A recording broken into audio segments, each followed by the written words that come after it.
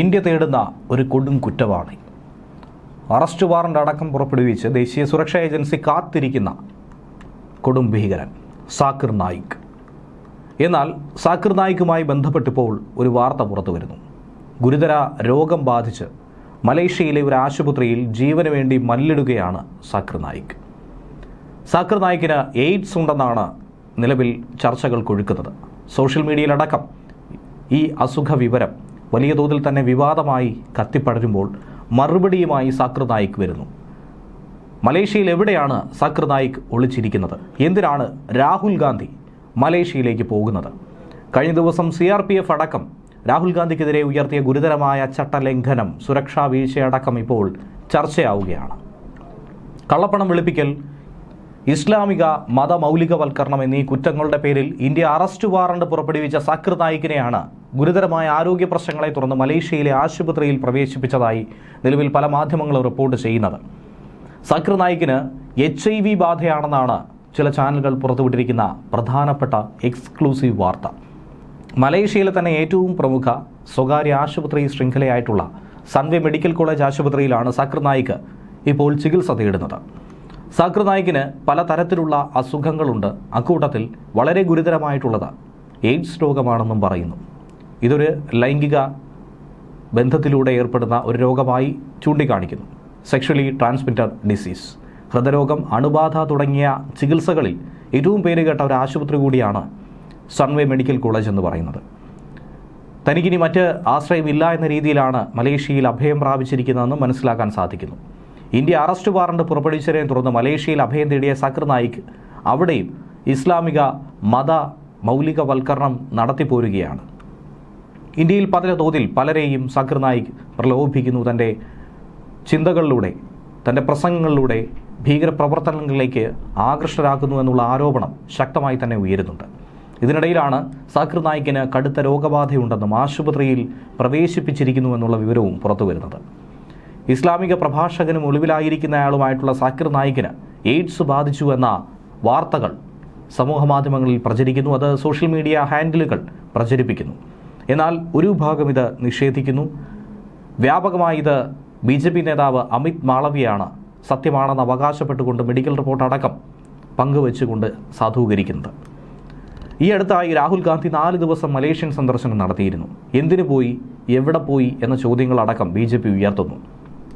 രാഹുൽ ഗാന്ധി ഈ സന്ദർശന വേളയിൽ സാക്കിർ നായിക്കുമായി ഏതെങ്കിലും തരത്തിലുള്ള കൂടിക്കാഴ്ച നടത്തിയിരുന്നു? BJP ഉയർത്തുന്ന പ്രധാനപ്പെട്ട സംശയമാണ്. അതിനിടയിലാണ് സാക്കിർ നായിക്കുമായി ബന്ധപ്പെട്ട രോഗാവസ്ഥയെക്കുറിച്ചുള്ള വിവരങ്ങളടക്കം പുറത്തു വരുന്നത്.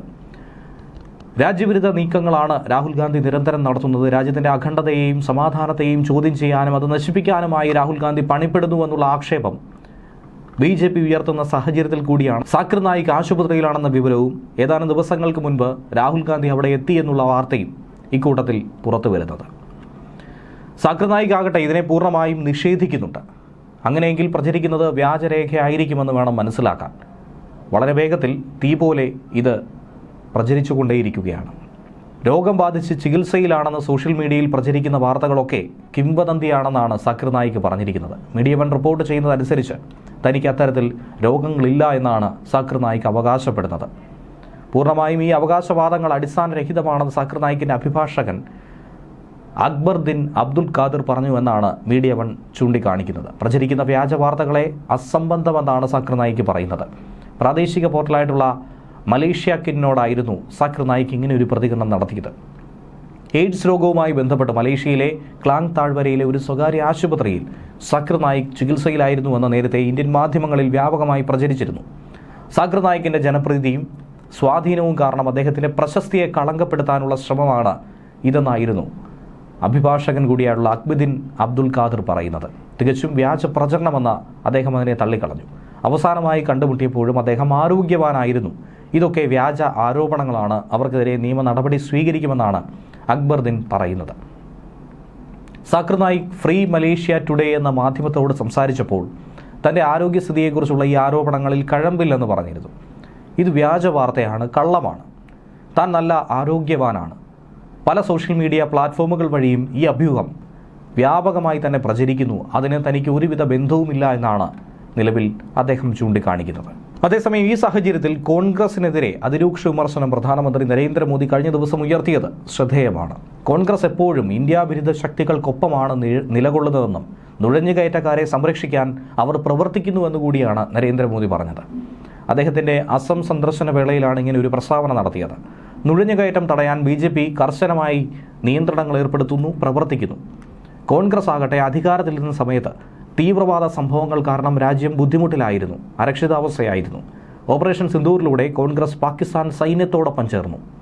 പാകിസ്ഥാന്റെ നുണകൾ കോൺഗ്രസിന്റെ ഒരു അജണ്ടയായി മാറി. വോട്ട് ബാങ്ക് രാഷ്ട്രീയത്തിനായി കോൺഗ്രസ് ആസൂത്രിതമായ രീതിയിൽ നുഴഞ്ഞുകയറ്റം നടത്തി. അസമിലെ ഹിമന്ത ബിശ്വ ശർമ്മ സർക്കാർ ലക്ഷക്കണക്കിന് ഏക്കർ ഭൂമി ഇപ്പോൾ നുഴഞ്ഞുകയറ്റക്കാരിൽ നിന്നും മോചിപ്പിച്ചു. മോദി ആകട്ടെ നർത്തകർക്കും ഗായകർക്കും ഭാരത് രത്ന നൽകുന്നുവെന്ന് പറഞ്ഞുകൊണ്ട് കോൺഗ്രസ് പ്രസിഡന്റ് തന്നെ ഭാരത് രത്ന പുരസ്കാരത്തെ പരിഹസിച്ചു.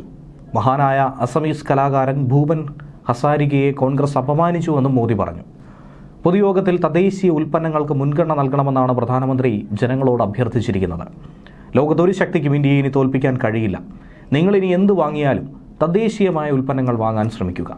നിങ്ങൾ ആർക്കെങ്കിലും ഒരു സമ്മാനം നൽകുകയാണെങ്കിൽ അത് ഇന്ത്യയിൽ നിർമ്മിച്ചതായിരിക്കണം, അതിന് ഇന്ത്യൻ മണ്ണിൻ്റെ സുഗന്ധമുണ്ടായിരിക്കണമെന്ന് വാശി പിടിക്കും. കഴിഞ്ഞ ദിവസം പ്രധാനമന്ത്രി മണിപ്പൂരും സന്ദർശിച്ചിരുന്നു. കലാപത്തിന് ശേഷം ഇതാദ്യമായിട്ടാണ് അദ്ദേഹം മണിപ്പൂരിലെത്തുന്നത്. വർഷങ്ങളായി സംസ്ഥാനത്ത് കലാപം തുടരുന്നെങ്കിൽ പോലും കലാപബാധിതമായ മണിപ്പൂർ സന്ദർശിക്കാൻ മോദി വൈകിയ വിമർശനം പ്രതിപക്ഷം ഉയർത്തുന്ന ഘട്ടത്തിൽ കൂടിയാണ് ഈ സന്ദർശനം നടത്തിയത്. മണിപ്പൂരിനെ കൂടാതെ മിസോറാം, അസം, ബംഗാൾ, ബീഹാർ സംസ്ഥാനങ്ങളും 15-ാം തീയതി വരെ പ്രധാനമന്ത്രി നരേന്ദ്രമോദി സന്ദർശിക്കുന്നുണ്ട്. ഈ മേഖലയിലൊക്കെ തന്നെ സുരക്ഷ അതിശക്തമാക്കി മാറ്റിയിരിക്കുകയാണ്.